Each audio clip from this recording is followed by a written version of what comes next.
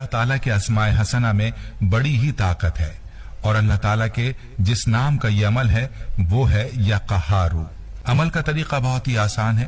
आपने सिर्फ एक इलायची का दाना लेना है और बावजू हालत में इस दाने पर आपने अल्लाह ताला का सिफाती नाम या कहारू लिखना है और इस इलायची के दाने को आपने अपने पर्स में रख देना है और इस अमल के साथ आपने इस नाम का विर्द भी चलते फिरते करना है। यकीन जाने जिस काम में हाथ डालेंगे वो काम हो जाएगा, जिस काम का सोचेंगे वो काम अल्लाह के करम से बन जाएगा। हर मकसद में कामयाबी नसीब होगी और गैब से पैसों का बंदोबस्त हो जाएगा। जहां से आपने सोचा भी नहीं होगा वहां से आपको दौलत और पैसा मिलेगा।